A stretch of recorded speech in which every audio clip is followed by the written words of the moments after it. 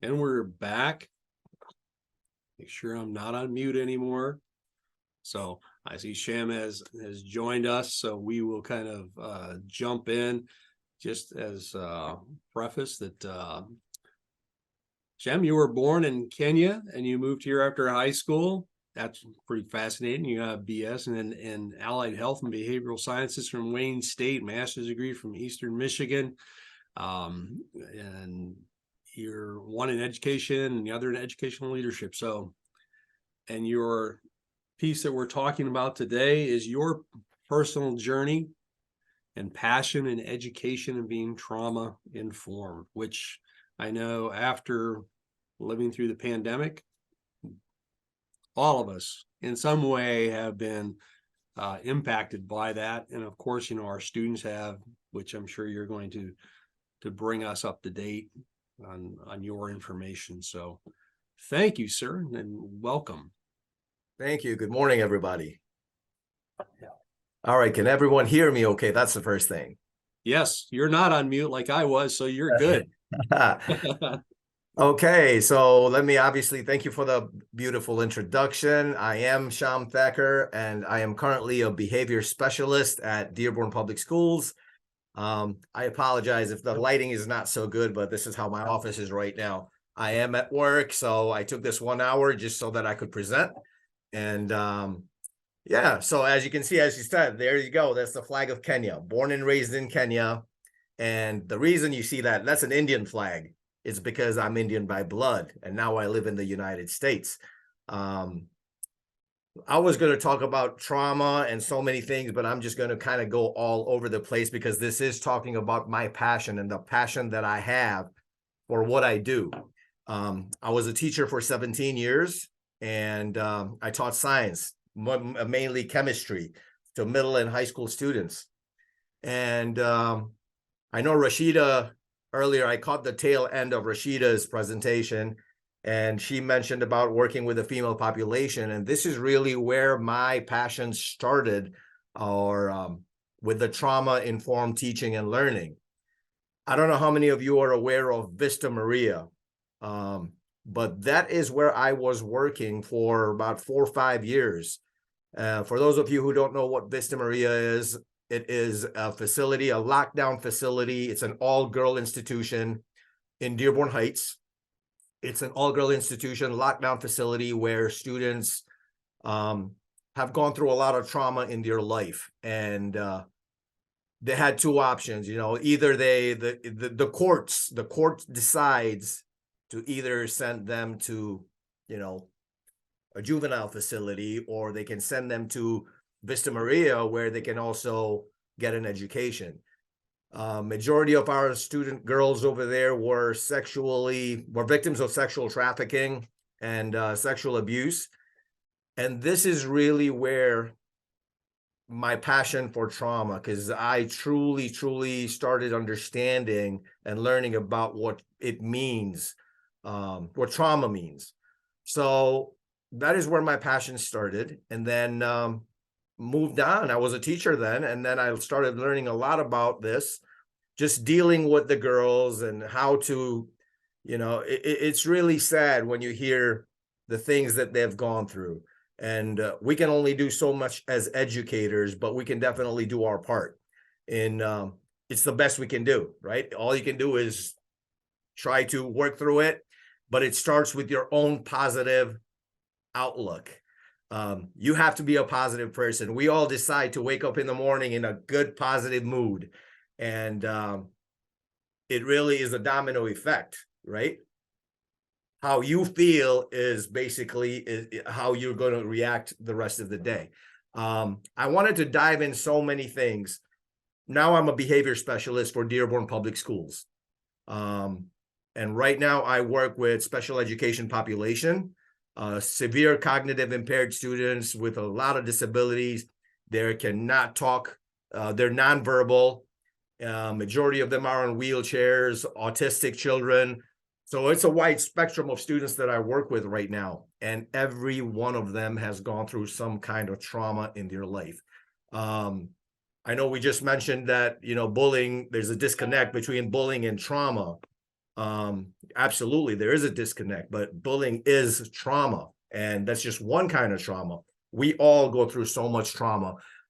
I wanted to talk about my passion and what I do. Even right now, as a behavior specialist, I come up with strategies. I go to different districts, I go to different buildings, I give professional development. I do a lot of things to engage students. I have a passion for science, I have a passion for engaging students, and it's all about relationship building at the end. And I have a whole PowerPoint that I am not going to go through the whole thing, because I feel like this is one of those discussions where it needs to be, if there's teachers out there or educators, that when you go for professional development for trauma, I could talk about this all day, but I have 1 hour in which I have to talk about a little bit about trauma, my passion, and what I do. So trauma never goes away. That's one of the things that I want everyone to kind of let that sink in. You can't work on a student, you can't work on another human being, your friend, and expect to talk to them nicely for one day and say, okay, hey, they're fine. No, trauma is something that always stays with the person. And I kind of, like I said, I'm a very engaging person. So this is what I'm going to do for you. I hope everyone can see this, what I have over here, right? I have a little, some of you may have seen this, some of you may have not, but I have water in this. The water is going to represent the trauma. The water in here represents the trauma. Let's just pretend this container represents the student or the human being that has filled with trauma. All right. So you can engage with a student. I can talk to a student every day. You can talk to a student every day and think that the trauma has left the student, right? Let's just pretend the trauma has left the student to the point where it's empty. There is no trauma left. And we decide to say, okay, no trauma. The student's fine. We're going to ignore them now. Let them be. You never, ever, ever let anyone be. You always got to pay attention. You always got to pay attention to the details. Because if you ignore that child or if you ignore that student, I guarantee you that trauma, it hasn't gone. It will come back. Even though you thought that all the trauma was emptied out, guess what? It wasn't. It keeps coming back, right? You leave it again. Ignore the child a little more. But guess what? You can't do that. You got to constantly provide that support. You got to constantly work. We got to constantly work on ourselves, right? Because if you don't, it's just going to come back.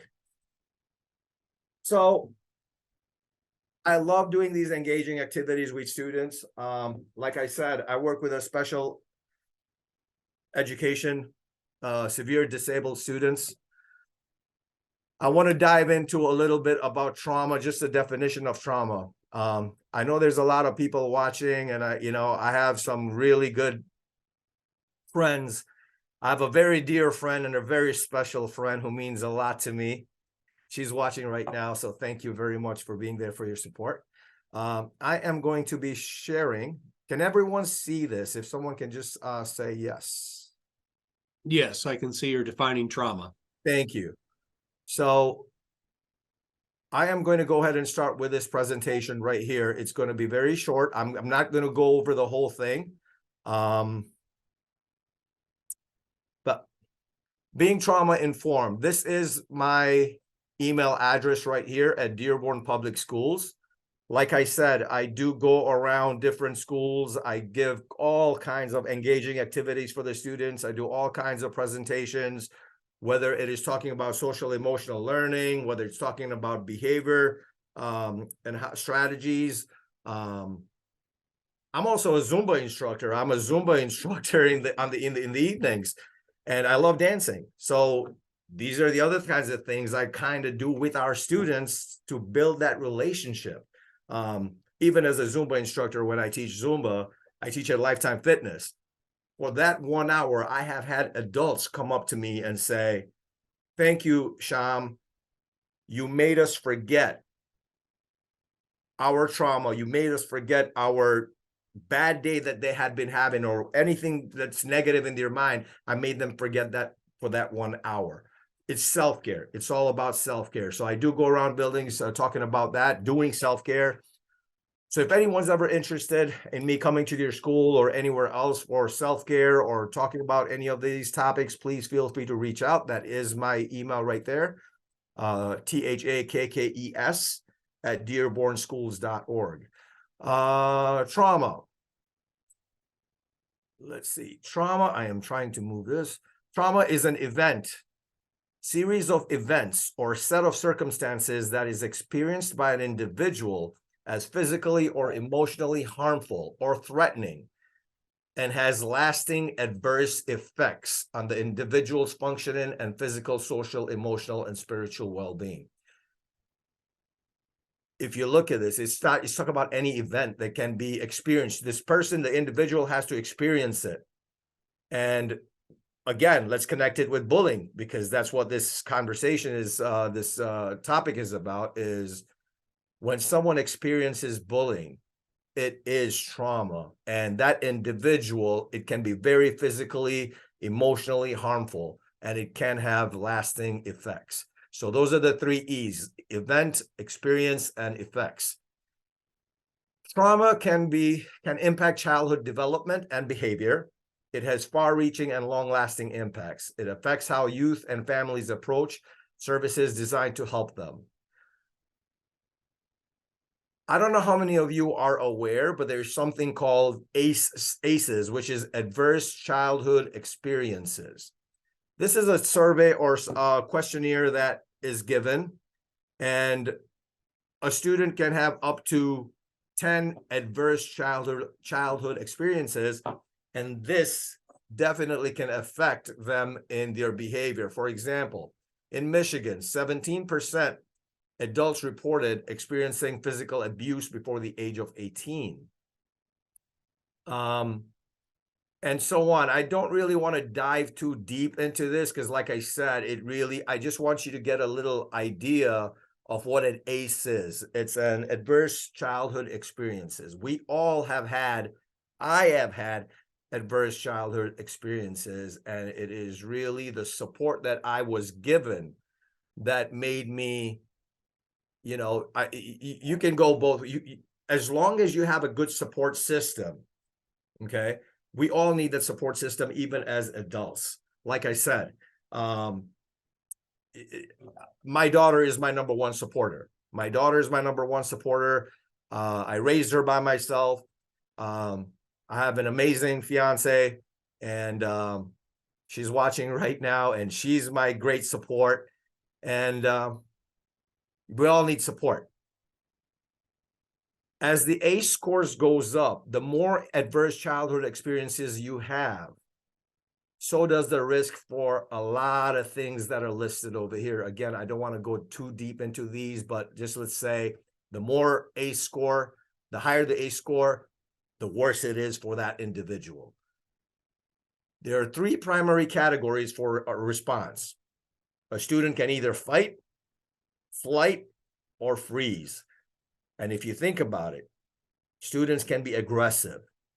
When students are aggressive or they are physically aroused, this is what is the fight response, where they display aggression, they're trouble concentrating on hyperactivity. Some students just completely isolate themselves. They withdraw, they escape. That's the flight. And then freeze is the last one. I'm just going to go, if anyone wants this PowerPoint, I will be more than glad to share this whole PowerPoint if anyone's interested. I'm just kind of going all over because I want to cover a wide range of things, but get to the point of where my passion comes from. We always talk about triggers. How did the student get triggered? And it is rarely ever clear. You never know what could set that student off. It is often unnoticed, even by the individual. It can be invisible. It can seem trivial or minor. And it doesn't always have to make sense. The definition, a trauma is a sensory experience because of what happens to the brain.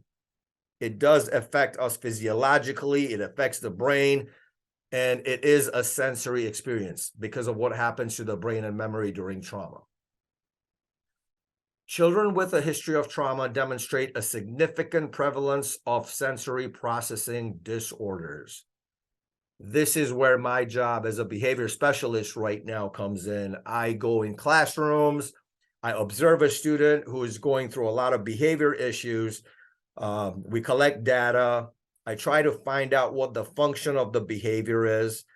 We come up with behavior plans, and I work with the student. I mean, I come up with it, work with the teacher, the social worker, the psychologist, come up with strategies that we can implement so that we can support these students. I want everyone to have the right tools so that we make sure that each and every student, regardless of their disability, has a good chance or an equal chance of being successful.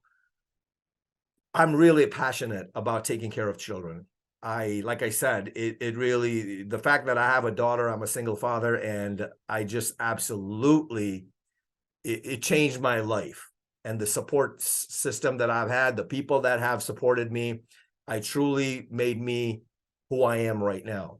Coming from a different country, as you saw, I came from Kenya, born in Kenya, barely spoke English when I came to this country. I graduated high school in Kenya. I came here for my college, barely spoke English. I speak 6 languages, and English was not one of them. And, you know, that's a traumatic experience when you come from a different country, in a country where you completely have no friends, no relatives, no nothing. And I was bullied. I was bullied the first day I landed in the United States. People were making fun of my accent. I started my freshman. You know what? I am going to unshare. I'm going to stop sharing. And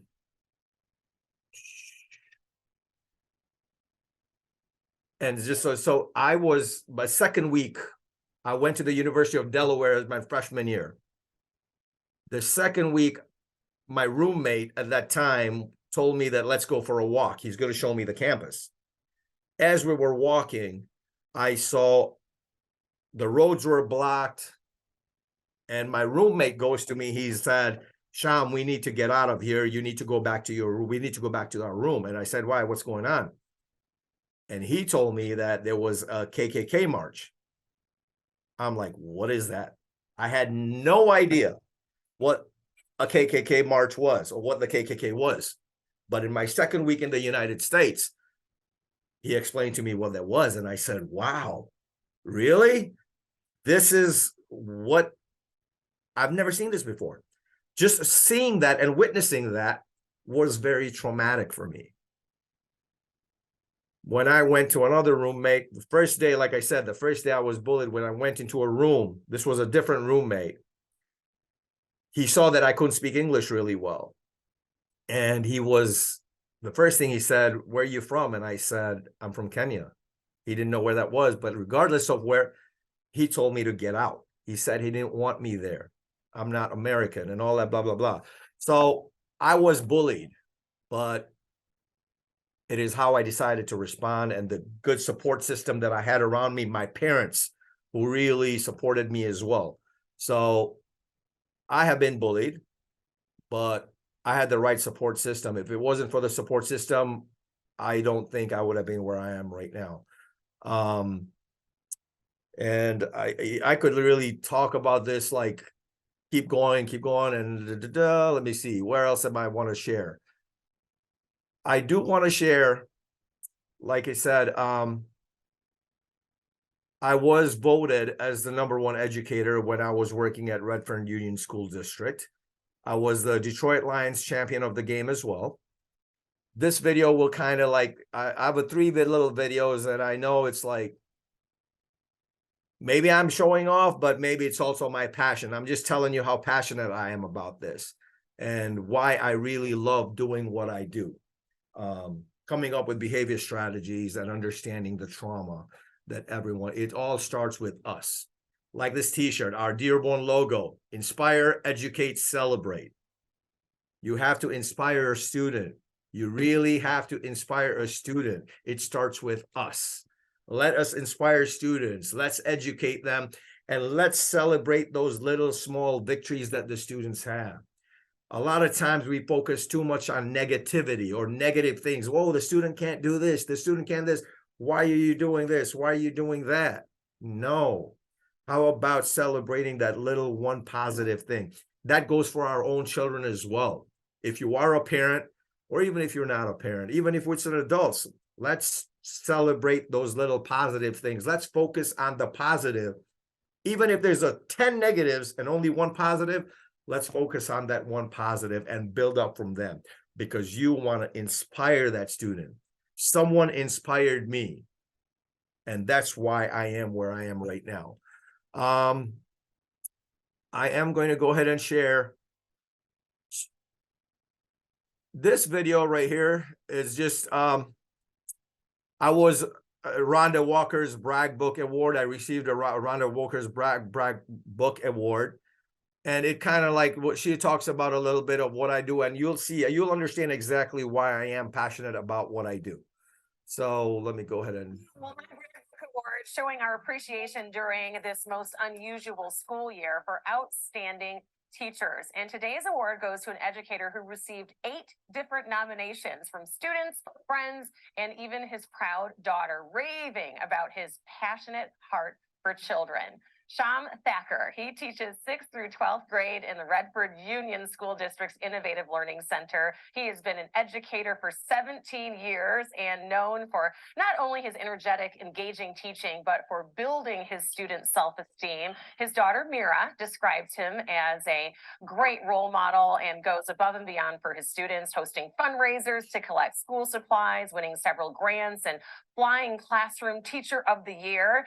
He also takes his students to education, movie screenings, and judges at the Detroit Science Fair with his love for STEM learning. Outside of the classroom, Shyam loves to give back to the community and actually travels to Kenya annually to feed thousands of homeless children, something he also pours into the homeless population here in the Metro Detroit area as well, earning him the Humanitarian Award from the Indian Scene magazine.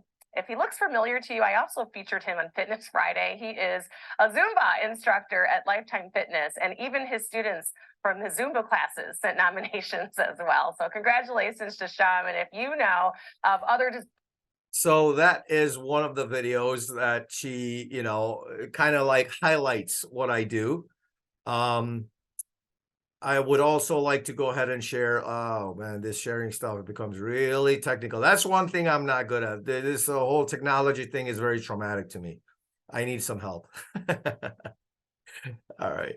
Well, we are here for you, Shyam. So we're supporting you. I appreciate it. I got so much stuff I want to share right now, and it's like I'm not done. Let's see, where do I go from here? I apologize. Okay, let me see here. All right, here we go. This is a video where I was the Detroit Lions. Wow, I cannot believe I'm actually proud to say Detroit Lions. That's been traumatic for so many years with the Detroit Lions, but look at that. Look at positivity, right? Look where they are right now. I was the champion of the game. And here is a video about highlighting my passion for education with the Detroit Lions. Welcome back to the Detroit Lions pregame show here at the Henry Ford Health System Update Desk. Lions fans, let's welcome today's champion of the game, fueled by Campbell's Chunky. It is Shyam Thakker. Teacher, please tell us where you teach and what you specialize in. Okay, so I work at Redford Union School District. I'm actually teaching the Redford Union Virtual Learning Program. I am a certified science teacher, so I teach science virtually. And yeah, I just love what I do. Your daughter is who nominated you. So how special is it to impact numerous students and generations of students? Yes, my daughter, along with a very, very good friend of mine, Nicole, but I'm very passionate about what I do. it just makes me feel good that I can reach out to so many students and made a positive impact. It kind of just shows them that anything is possible. You know what? It's not all about education at this point. It becomes also social emotional learning. And, especially with what happened with Oxford High, I got to dedicate this award to Oxford High and all the people that were affected by it, the teachers and everyone. This is what we do. We put our capes on and we still go. We do what we love to do. And I'm just passionate about it. I love what I do. What's been the most fulfilling project that you've been able to be a part of? I gotta say, just keeping these kids engaged, I go on virtually. Like I said, it's not easy teaching virtually. But I go on, we do a lot of STEM projects. I love science. I love magic. So I do a lot of magic stuff. I also do some TikTok dance challenges with students. So I just kind of it's fun. And I have the support of our superintendent, Jason Witt, our principal, Mike Taylor, and Judy. So Shyam, we appreciate it so much. A superhero there with Redford Schools. Thank you so much. Thank you. Yeah, all right. And then if you heard in that video, like I said, I'm a Zumba instructor. I love doing TikTok challenges. I do all these kinds of stuff. It really, really, really is about that relationship building, right? You have a student or an individual who's been bullied. The chances are, again, like I said, fight, flight, freeze. A traumatic experience like that, especially when bullying happens over and over and over and over again, it's finally going to get or build up, just like us, right? If we hold a lot of emotions in ourselves, if we have a lot of traumatic experiences within us, and we have no channel to let it out, like I work out, I teach Zumba. A lot of people ask me, Shyam, you work all day. How do you have the energy to go teach a class and work out after that? And my simple answer to that is my self-care. That is my channel. That is my avenue to letting it all out. You need to let that energy, negative energy out. So we all need to find some ways. And unfortunately, a lot of these students do not have the tools, or they do not know how to do it. They don't know how to vent. They have no support system. They don't know who they can trust, because like Rashida said, students talk about each other behind their backs. And we all know this teen drama. Oh my goodness, we could talk about teen drama. That's a whole different conversation itself. But again, we need to make sure that we are providing the necessary tools and channels for them to let those negative emotions out. It's the only way that we can help a child not forget, but deal with the trauma in a positive way. Hey, Shyam, we've yes. got somebody who's also a Zumba instructor. So he's saying Educators Unite. So great presentation. So I just want to throw that in from Michelle from Warren Schools, who's on the line. Thank you, Michelle. Thank you. I appreciate it. Thank you for letting me know. And we got a lot of questions, for you. So your passion is very, very visible and, infectious. So I think we've got a lot of questions to kind of get through before our next speaker comes on. So I just want to see what your thoughts, and you can give even more insight and wisdom to those that are with us. So do you ever feel like when you're talking to parents, they feel they're guarded or unwilling to accept their children's drama informed intervention? How do you help them accept that? Again, it happens all the time. I know I sound like I am very passionate about what I do. But as an educator, and anyone else as an educator, or even parents, when you talk to, I might be having more difficult time with the parents than I do with the students, because this generation right now, the parents sometimes are just not willing to accept, that there's something wrong. But again, what I do is try to create that positive relationship with the student. I always, before I dive into what we need to work on, I always first talk about the positive things. I always try to talk about what's so beautiful about the student, how amazing the student is. And then you bring this up in a way that hopefully the parents will accept. But that's the best we can do. Do we ever have pushback? Absolutely, we do. But then what feels even better is I will take the pushback all day, every day. I will take the responsibility, not a problem. Right. But what's really, really what I love about it is when the same parent comes up to me a few weeks later and says, "Thank you, Mr. Thacker. My son or daughter is doing a lot better." Yeah. And that's really what you get used to it. I mean, as a new teacher, if there's a new teacher or a new educator, this might be a struggle, but we keep learning. We keep learning. It's taken me, this is my 19 years of education now, or 20 years actually. So it definitely is something that you just get used to. But even through those hard times of kind of dealing with parents and students, as you say, you take those positives and those positives become the fuel that kind of keep you kind of going. So so if trauma-informed learning can preempt certain school student complications, why do you feel it's not required programming in all schools? This comes from Claudia in New York. When you say not in schools, are you talking about like Why is it not like in why is it- colleges? Yeah, well, let's say K through 12. If it could be, because this is an area where we have a lot of students that have that trauma, be it from other students, that themselves, parents, environment. If we've talked more about this in our schools to help prevent things, why isn't this kind of more known and done on a routine basis? To be honest with you, I'm kind of surprised that it's not. It needs to be. Like she said, it Right. absolutely needs to be. This is something we provide professional development for educators and teachers all the time. I know this for a fact. I don't know which schools does not give you professional development, but does it need to be included in each and every school? Absolutely. There is not one school.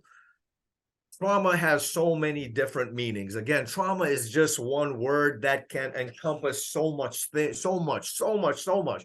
It's countless.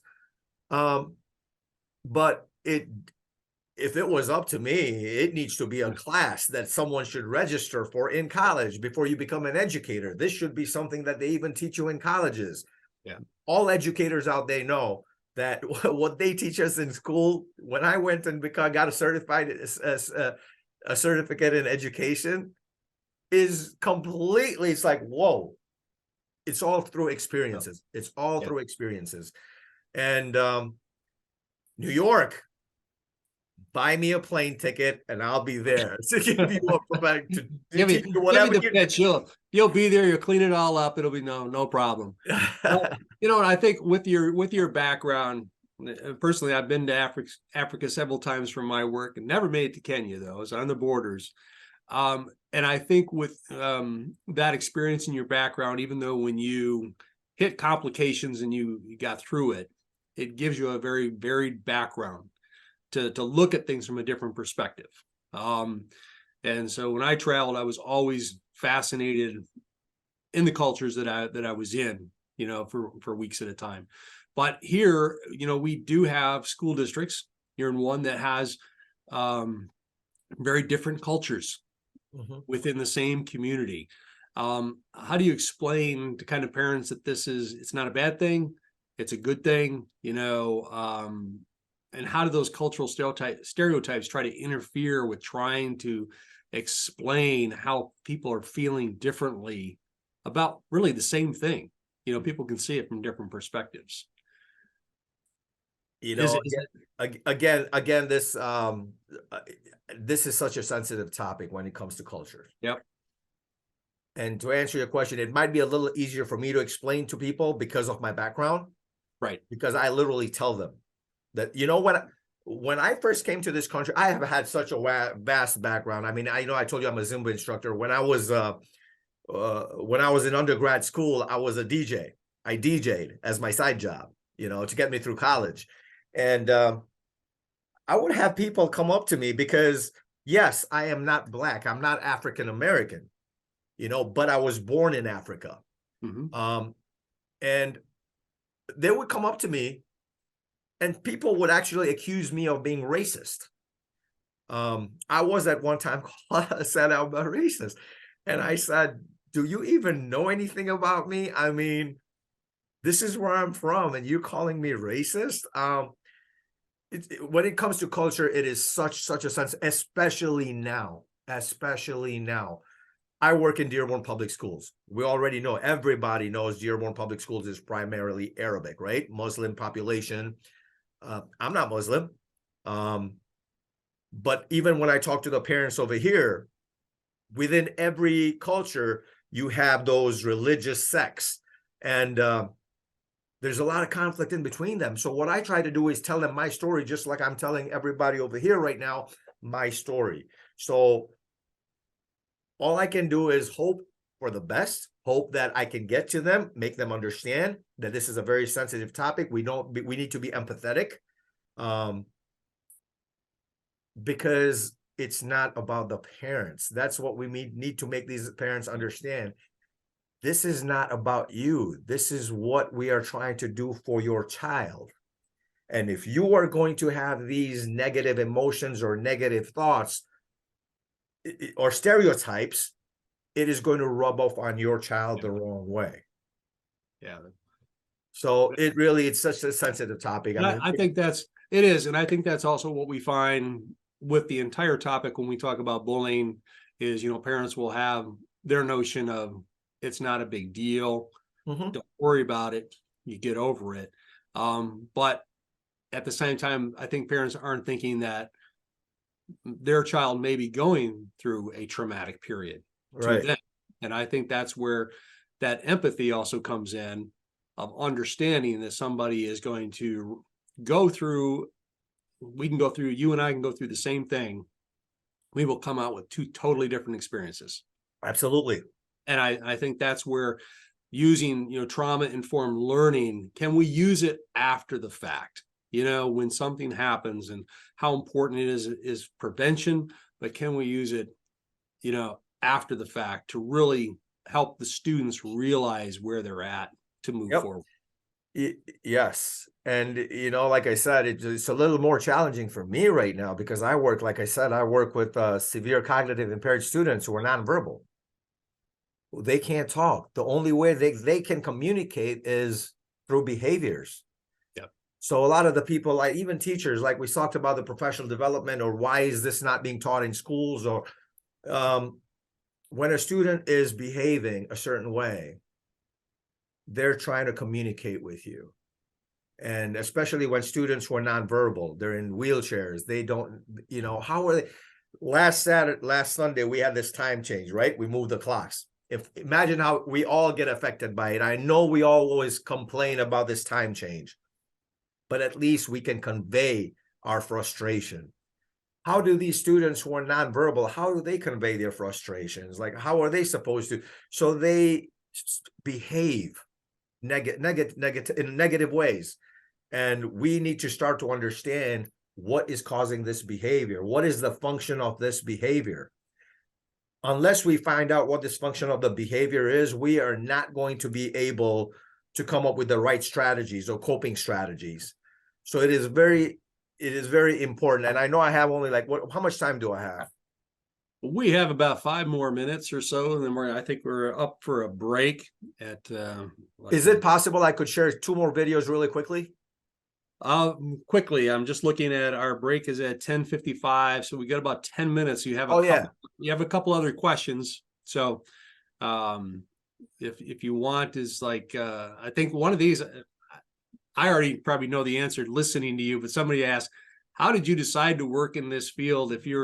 Wouldn't science be easier for you? From Mickey in Connecticut.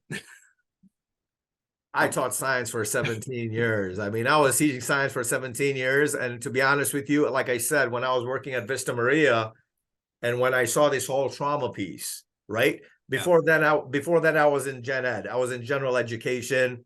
regular classrooms, lesson plans, all that beautiful stuff, you know, doing these amazing chemistry, magic stuff.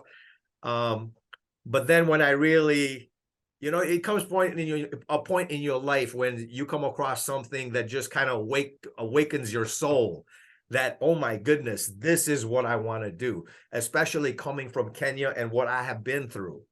I knew that this is where I could make a difference, because I knew there was a need for this. And it really just woke me up. I just had that one moment where I'm like, this is what I want to do. Mhm. Well, and you're doing an amazing job, and it shows in your passion and in your words and everything that you are doing, and we appreciate that you're doing that to help our students. I know that somebody also asked, you know, we talked about learning from trauma-informed learning after the fact. You mentioned in the Lions piece about Oxford and other schools. It seems to me I've always been about, it is about building a culture in the school. It's not just a program. You know, people want to go out and buy a bullying prevention program. I've always thought it's about building a better culture. Absolutely. And this really seems like having students really understand what other students are going through could help us in the long run to decrease the negative interactions that we see, decrease our stress level, and probably bring the culture down to, you know, a nice simmer, rather than sometimes we're at the boiling point in our schools. Yep. So, and I think, you know, some people like you who are in the trenches, you know, doing work. It really takes all of us, right? It really takes all of us. And I'm just gonna do this. I didn't think I would have time to do it, but you talked about it right now, and I'm like, yep, why not? So everyone can see, everyone knows this, right? What's the We can difference? see you. We have we have 3 ropes over here. We have 3 ropes. I ask everyone, what's the difference? All right. So you have one that's long, you have one that's medium, and you have one that's short, right? So we have these right here. And I always tell people that the long one right here represents the administrators, the teachers, the administrators, the teachers, all the educators. The short one over here represents the students and everyone that's been through trauma. And this one right here represents the parents, right? We come this. So as you said, we have to build a culture. It starts with everyone. If we don't work with each other, we are never going to come to the same goal. We'll always be different. But in order for us to solve this problem, which I don't think can ever be solved, but we can definitely improve it, right? Is if the administrators and the teachers work with the parents, and the parents together with the students will work together, we can all come up with the same goal, right? We can all come up with the same goal. But it starts with all working together. We do all have to work together to make this happen. Yeah. But there you go. Awesome. Shyam Thakker, educator. Can I share that one? Can I share that video? Do I have time? Share that last video, and then we'll probably have to go, but we'll come back to you. All right. Just a quick, if I can move this down here. Right here. The Redford Union Schools using yoga mats and resistance bands. What in the world are they up to? We promise you it's something wonderful. We'll take you inside this pretty cool program. Straight ahead. It's giving kids with behavioral issues a second chance by using some unique tools. Fox's Hillary Golston with the story. Amazing. Wow. That is what am I doing? The water's in there somewhere. Well, middle and high school students work on at this, to be honest, somewhat mesmerizing demonstration. It's enough to let you know this is not your average class. Now, this is a yoga thing. It's like electric hours to ramp up. To ramp up, yes, but it can be used for both. The Second Chance program at the Redford Union Schools uses things like yoga mats and resistance bands to manage energy and emotions. A break with a weighted blanket to calm down is an option. Plus ideas that help themselves stay on track. they need to be able to monitor themselves. Okay. The program designed for kids who may have a tough time learning in a typical class setting or may struggle with emotional or behavioral challenges. Blake had some anger issues, things that he was dealing with. 13-year-old Blake is one of 12 students in the program. Since he started, things have really turned around. He's able to, function better. His attitude has changed tremendously. His skills as far as dealing with other people has changed tremendously. So he's really doing an excellent job. It means like me getting myself together to ready for a better life when I grow up. If I need a job, I need to respect the people that I'm working for. I think this is unique, and I really think that we're one of the very few, if not the only one, that actually pulls them into just a full day, self-contained classroom, and that's one of the keys. Shyam Thakker, the program's lead teacher, says that's the key. The students are in. Just pausing that, and a good note, everybody, I think you can still hear me. On a note, this is my special education student, only 37 seconds.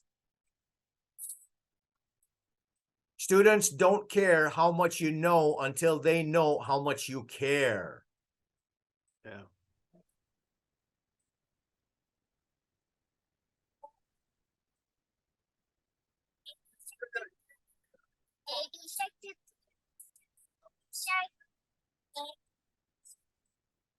Okay, go. Okay.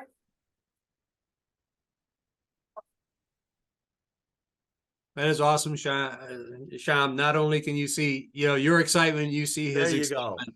And I think even in the previous piece, the Sorry.